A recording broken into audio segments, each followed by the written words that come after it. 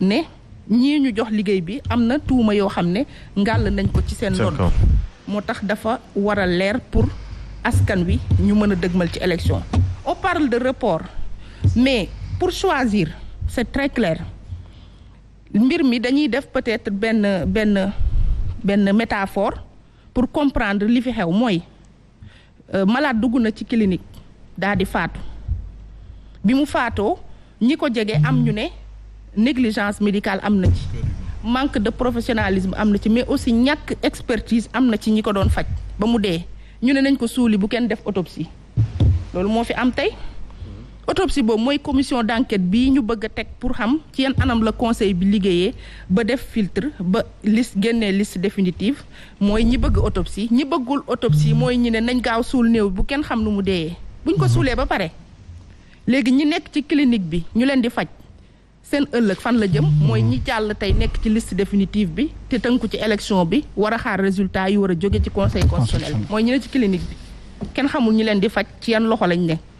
mais aussi ñi nga xamante ne deele nañ ñu ñàkk seen mbokk ci anam yoo xam ne leerul ñu war koo suul seen xel naan ni mu deeyee dee bu naturel la wala ni mu deeyee am na faute humaine bu ci am foofu lañ toll léegi au Sénégalais de choisir ndax dañuy suul néew bi sans am autopsie wala dañuy càmbar def autopsie pour xam néew bi ci yan anam la deeyee pour sauver ñi nekk ci clinique bi di faju entré fa ak ñi nga xam ne bu ëllëgee bu ñu woppee bëgg a ñëw ci clinique bi ngir faju mooy conseil constitutionnel suñ ko soxlaa ba dem di ko fekk ji foofu lañ toll.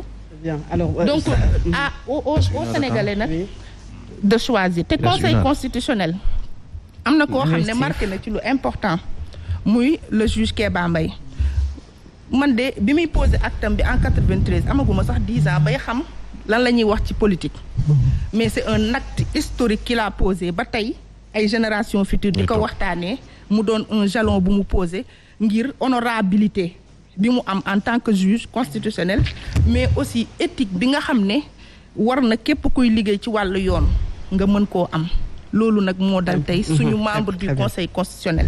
Très bien. Certes la commission d'enquête parlementaire pour mu liggéey bi du yomb parce que amuñu amabilité au niveau de l'Assemblée convoquer un juge constitutionnel loi mayeegu ko ça va être compliqué sur ce plan mais les membres du conseil pour leur honorabilité ñoom sax ñoo war a ñëw taxaw devant l'Assemblée nationale ne leen déglu leen ñu parce que ñun on a rien à cacher li ngeen ñuy wax amul suñu liggéey bi liñ ñu si doon xaaree ñun jëfe nañ ko ba mu mat pour man on attend nos 7 sages parce que c'est pas pour rien qu'on les appelle les sages. Mais madame, ci article 93 en cas de flagrant délit. Honorable, je vous ai écouté stoïquement sans vous interrompre donc faites-le pour moi.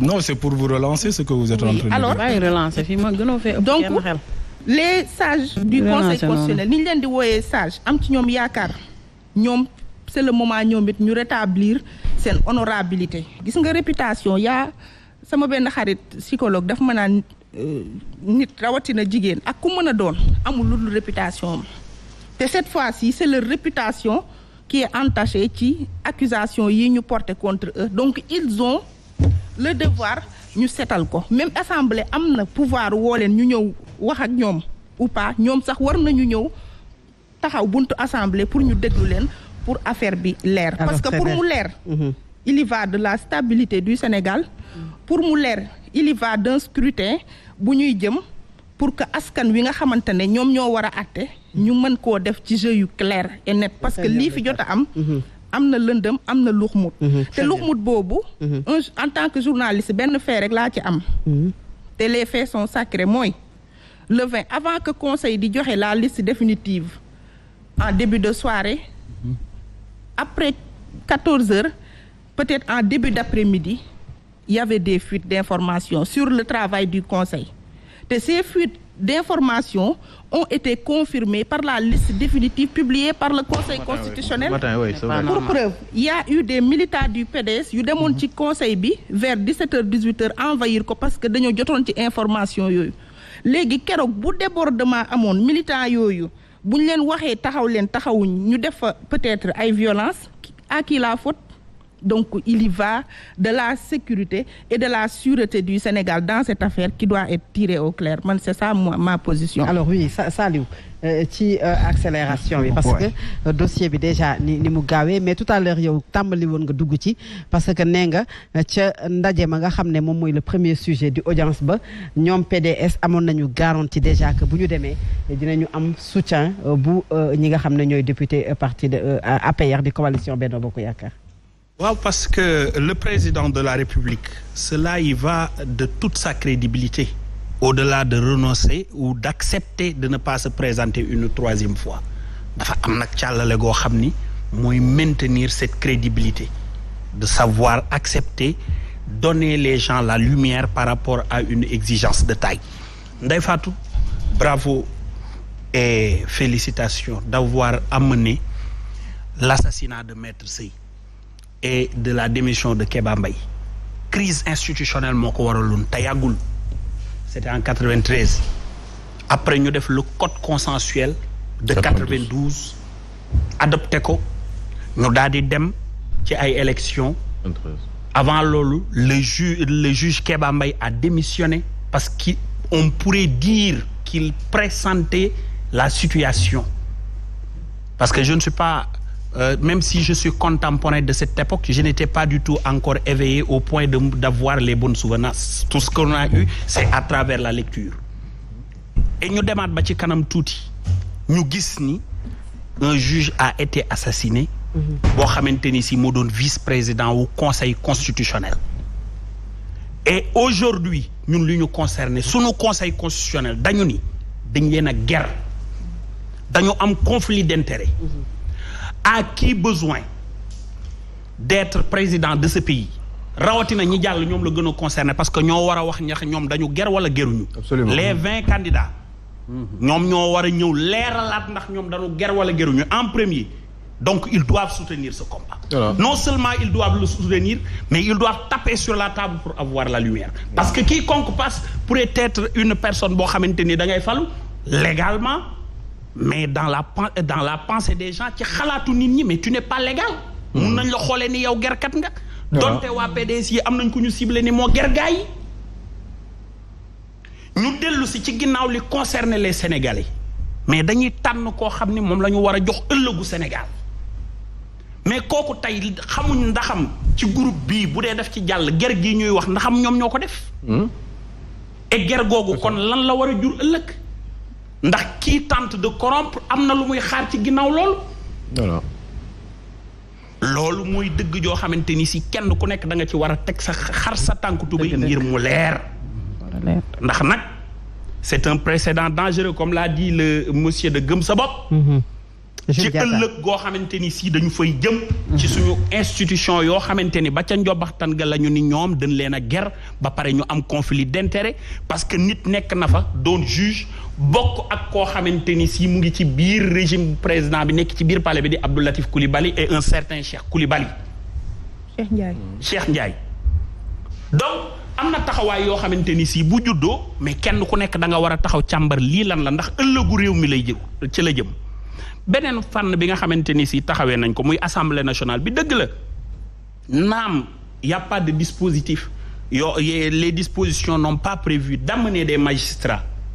di leen teg di leen laaj mais li nga xamante ni si yaakaar naa ni la commission d'enquête parlementaire bi ñuy tëral ci kuréel googu ñi ko tëral ni am nañu preuve yi ba wone ni ci wax ñu dégg ko ci presse bi ni am na ci ñoo xam ni jaay nañu lu toll ci 50,000 parrains ci lu toll ci 4,500,000 pour ay nit ñooñu noonu mën a jàll ñu ko déggoon fi ci ginnaaw loolu ñu ni woon y a le code boo xamante ni si mooy permettre nga accéder ci lii nga xam ne mooy fichier électoral bi qui est controversé de tous bords ñu koy wax ni am na ay nit ñu ko bëggoon a jaay ak yeneen pour dem ci élection présidentielle yi yaa xayti kenn ku nekk nag da nga war a taxaw ñu leeral lii lan moo xew foofu ba war a tax nag ñu ni ñii dañ leen a ger ndax ñi ko wax ñoom ñu ngi évoqué ay lu ñuy teg te ni am nañ preuve yi waaye bu ñu ko defee ba pare ak ñañu war a déglu ba pare mais dañ koy jébbal le procureur de la République dañ koy jébbal le procureur.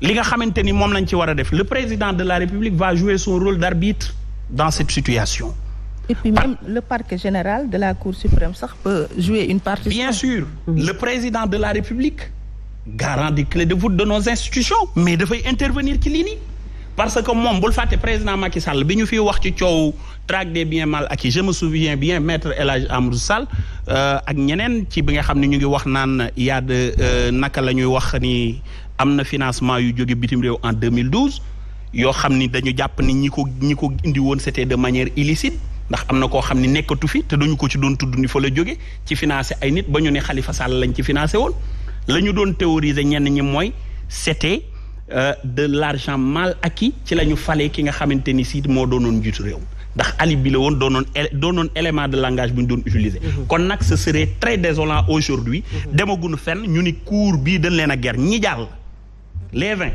ñoo war a gën a taxaw ñoom wane ni ñoom ger gii ñuy wax du ñoom waaye dañ ko war a leeral kan moo ger ba pare bokk ci seen biir. Très bien. parce que nag kii jongante fauteuil président de la République ni ñu nee da nga war a am nationalité exclusive sénégalaise noonu nga warta amee précédent boo xamante ni si c'est en matière délictuelle ci lu baree bari rawatina lu xeebu lu jëm ci wàllu ger ba war a tax nga ñëw ni tey jii nii da nga war a occuper réew mu toll ni Sénégal ak ni mu teddee ak nit ñi nga xamante ni ñooñu la ñuy tudd ci Sénégal qu'il soit sur le plan scientifique comme religieux nga war a taxaw war leen a jiite yow waroo jaar ci ger ak koo mënti doon loolu nag dañ ko war a leeral ba mu leer alors oui leeral bi mënul yegg ci report Aliou Sow. et monsieur Sow bala ngay commencer le report bis bu ñu nee tey jii nii pour monsieur Guèye bis bu ñu nee lii nii c'est certifié ba mu yegg fi ñu yegg yàlla compté ñu ni suba la ñuy woote ñu def report ci saa Très bien, Aliou. Parce que c'est une exigence nag de ne pas donner le pays ou de ne pas donner la chance à quelqu'un qui est un corrupteur d'être président ou de participer à une élection présidentielle. Alors Aliou, oui. kon leer na ndax parce que évidemment. Salut Joseph. Je suis ak ñoom à 500%. dama wax rek ni report bu fekkee ni dafa jar ñu am lu leer am ay firnde par rapport ak li nga xam ne moom moo fi xew eh ben il faut que report élection yi mu am parce que ça ne sert à rien ñuy précipiter wu pour juste rek parce que il faut respecter un calendrier électoral calendrier républicain dama wax li fi xew dafa doy waar dañu ne ci biir groupe bi dafa am ñoo xam ne dañu leen accuser ne leen ñoom ñoo corrompre wala moom moo corrompre une partie du conseil constitutionnel des membres du conseil constitutionnel Benno Bokk Yaakaar assumé nañ seen responsabilité pour jàpp ci mbir mi képp koo xam ne da nga nekk député à l'Assemblée nationale wala nga am un groupe da ngeen war a jàpp ci mbir mi pour que lii mu leer comme ni ko soxna si Mbaye nga waxee je pense que ni fii kenn waru fee fal un président de la République alors que xamuñu mbir yi nan la tëddee ndax fii dara leeratu fi ndax ku wax conseil constitutionnel xam rôle am fii ci réew mi buñ leen accuser mbir mi ñoom ci seen bopp ñoom ñoo war a retrouver ay solutions pour fexe ba jege ñee pour mbir mi mën leen leeral donte assemblée nationale mënu leen woo solution war naa mën a am parce que objectif bi mooy transparence nan la mbir mi demee mbirum parrainage bi dafa bari problème trop ci réew moo xam ne 17 millions ou 18 millions d'habitants lañu waruñu woon nekk ñaar fukki candidat dafa rusul baa ngeen xamoon loolu hypothèse deuxième tour. 20 candidats nu muy ruslu 20 candidats. Non, 20 candidats, tu n'écoutes 16 millions. Oui, c'est la vie de la démocratie, hein, monsieur. Monsieur Sow, continue. C'est pas le nombre qui est important. C'est la vitalité de la démocratie. Non. pour man xaalis boobu ak coono boobu. Tout Sénégalais peut aspirer à devenir président de la République. Mais vous n'avez pas la parole honorable.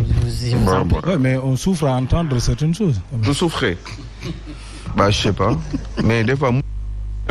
vous avez raison bàyyi mu muñ. muñ quoi parce que peut-être que man aussi muñ naa ci lu bari. yoo xam ne mi ngi xew ci réew mi. c'est un débat contradictoire. Bon du coup bon c'est pas terrible. C'est la contradiction. dama nekkoon ci benn. Vous parlez du nombre de 20 candidats bon c'est pas bon pour. man pour man 20. non. Comme dama ko daggoon dafa xaw a réer moo tax ma koy relancer fan la toll. Donc ça fait 2 coups maintenant sur le coup quoi. Mais bon. Parce que ñaar man pour man ci réewum 17 millions d'habitants un fichier qui tourne autour de 7 millions d'habitants 20 candidats xaju. Pour man 7 millions ñooy voté Sénégal. Ci 18 millions d'habitants yi 7 millions yooyu 20 candidats pour man c'est énorme. Parce que gis naa ay dëkk yoo xam ne ay 200 000. Il faut combien? Hein? Il faut combien? Non mais pour man moins de 10 candidats au maximum que 10 sax bari na pour man ci réew mi parce que ñoom ñëpp ils vont se retrouver dans l'hypothèse d'un deuxième tour nga doon comprendre li ma la wax. Parce que finalement autant le faire avant